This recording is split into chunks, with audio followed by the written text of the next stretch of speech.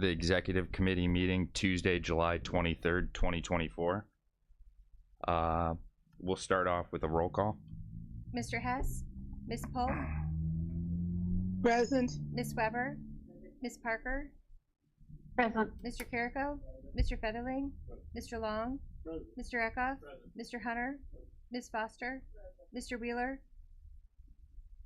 Mr. Alexander Hildebrand. Present. We have a quorum. And I need a motion and a second to admit Mr. Wheeler via Zoom. First by Eckhoff, second by Long. All those in favor say aye. Aye. All those opposed, same sign. Motion carries. Nothing under public comment. No presentations today. Can I have a motion and a second to approve the minutes from the June 25th, 2024 meeting? First Hunter, second Featherling. All those in favor say aye. All those opposed, same sign. Motion carries. Nothing under legislative. Next up, we have Kevin Duvall with the IT department for a monthly update.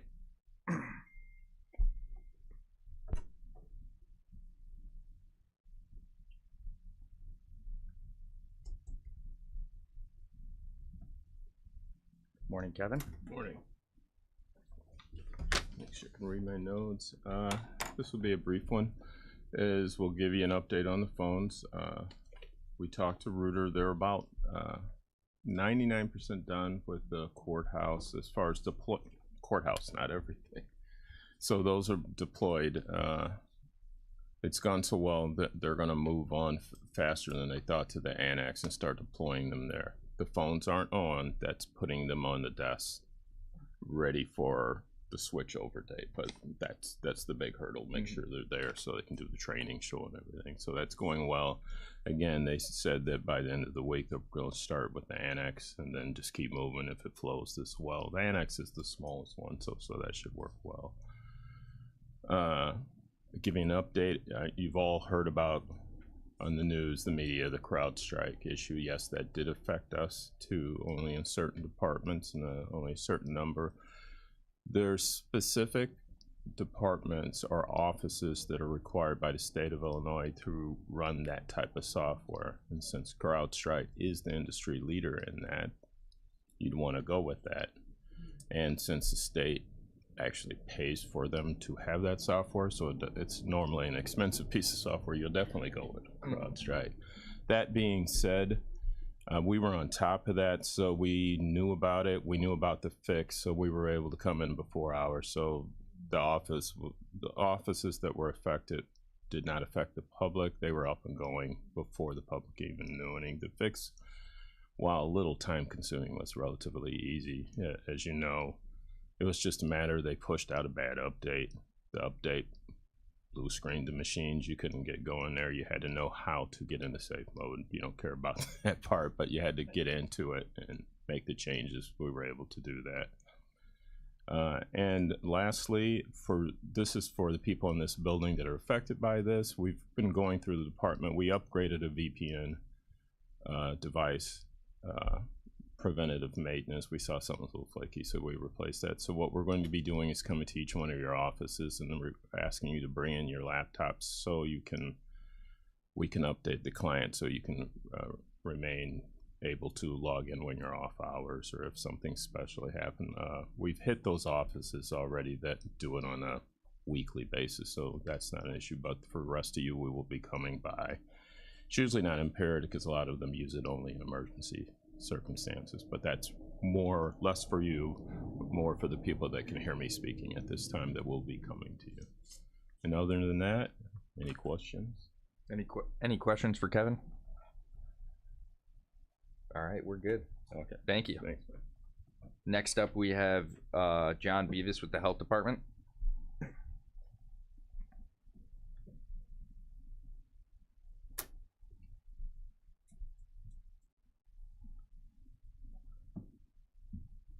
Morning, John. Good morning.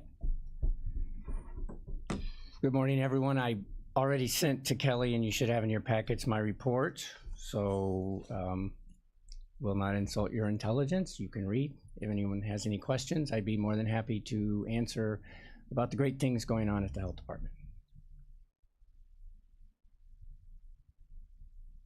Yes. Interested in the paragraph about the tyrant terminator. What is that actually somebody? That is actually somebody. So I sort of put the description in there. I'll read that for those maybe watching off-site. So on July 9th, we had a visitor.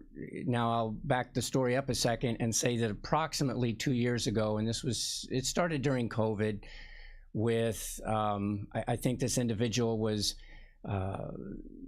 interested in the fact that facilities would place notes or signs on their door saying things like you have to wear a mask or you can't videotape in this office. And then ultimately through the First Amendment, the language seems to imply, or it does imply that you can record in public areas. Where you can't record without permission at least would be private offices, doctor's offices, clinic rooms, those types of places. So this individual began a campaign of going mostly up north to the bigger health departments and governmental facilities, walking in, videotaping, soliciting employees to say, hey, you can't do that here. Then he would start to, he wouldn't berate them. He was very professional and just say that I have the right to be here. I'm in a public area. I'm not doing anything illegal. And he would get them flustered, discombobulated, and they would then call the police. The police would come and he would explain what he's doing there, his rights, and typically he'd be able to get it. But the more negative the response was within the facility, he posts those on his website, and he now has 23 million viewers. Wow. And encourages people to help pay. And so we knew approximately a year and a half ago he was starting to target health departments, but mostly they were up north. But he did approach us on July 9th. We had prepared our staff with, just to allow him to do what he does, ask him if he needs any help. If you don't engage in a negative manner, he just videotapes for a little while, and then he left and drove away. And I'm proud to say of the staff how they reacted, and we did not end up on Facebook then. But I am aware there was another facility in Kankakee that he visited that day that did appear on Facebook because of a slightly negative approach. Oh my goodness. So there are out there. I'm sure he's not the only one, but he goes by audit or tyrant terminator, First Amendment auditor. So he wears a badge. he doesn't wear a badge, but he comes in. He's very polite, but if you just aren't aware of what you can or cannot say or why, so we were prepared, and I was very proud of the staff for how they reacted. I'm glad for you too. Thank you. Any more questions for John? Todd? Thank you, Mr. Chairman. Mr. Beavis, you should have turned it into a commercial. Maybe you could have brought him into your office and turned it into a promotional commercial. Yeah. The interesting thing is the staff reacted so fast and so well. I was there, and by the time somebody had let me know he was there, because they came in like, he's here, the auditor is here. And I knew what they were talking about. So I grabbed a Freedom of Information request form, because sometimes he'll ask for those. And by the time I got out, he was already walking outside back to his car and drove away. Kudos Your to you staff and your did a good job. Yeah. Yeah. Kudos. So just just to make anyone else aware of, they could come to they could come into the county building, they could, go to any governmental facility that they're trying to solicit this negative response. And so I think in the past I'd sent some information to Anita. I can resend it if not. It's just we developed a little thing about just what to do, what not to do when those individuals come in, and ultimately it's just the way I expect the staff to treat anybody who comes in to the office. Sure. All right, thank you, John. That's it. Thank you. We don't have Frank today, so next up we have Anita Speckman with the monthly update.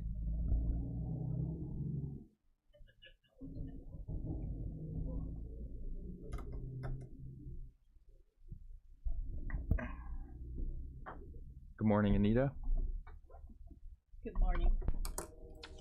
I'm going to be very, very brief. I really don't have really much to report on other than our current openings. Remain at 8. That's been steady for the last 90 days.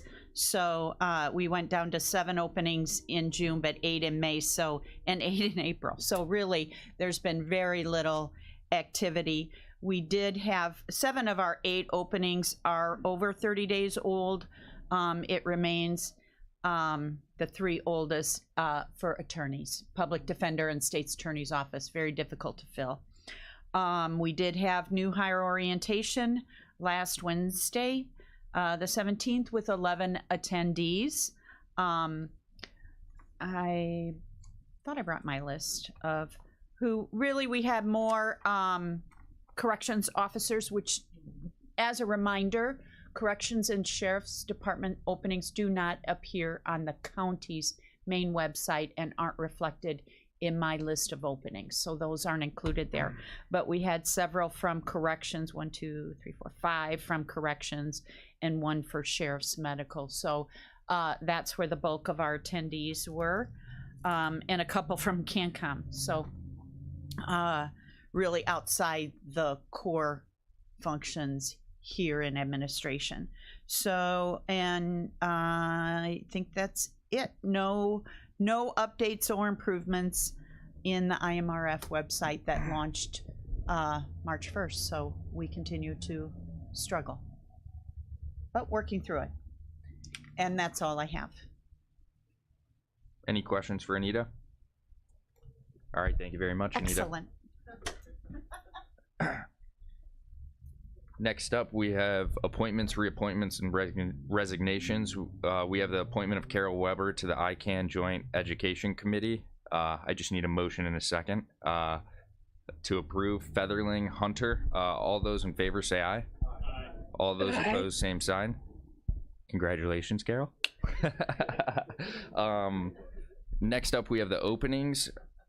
1 opening in the McGilvery Special Drainage District, 1 opening on the BM Lewis Drainage District, 1 opening on the Moments Pembroke Union Drainage District number 1, 1 opening on the Union Drainage District number 2, 1 opening on the Animal Welfare Advisory Committee, 1 opening on the Historic Preservation Commission, 1 opening on the Pilot Township Fire Protection District, 1 opening on the Cambry Area Fire Protection Districts, and 2 openings on the Kankakee County Public Building Commission. So that's it for openings. Next, we have new business, authorizing the county board chairman to sign a consulting agreement with SAQ Consulting, Inc. A motion to approve. First, Eckhoff. Second, Featherling. We'll do a roll call, and then I'll let Andy speak. Or any discussion? Carol? Thinking that the price is the same. Is that what you agree? I believe, Andy, do you want to speak to that? I believe there was a slight increase. Slight meaning I believe it was $5,000. I don't have the previous contract, but yeah, I forget what I think it's like $1,000 more, maybe. I don't. It's in the same ballpark. It was pre-COVID numbers, and everything has jumped dramatically since. So this didn't even keep pace with that. Gotcha. Thank you. Okay. Yeah, I'm sorry. I don't have the old one in front of me. I apologize. All good. Colton?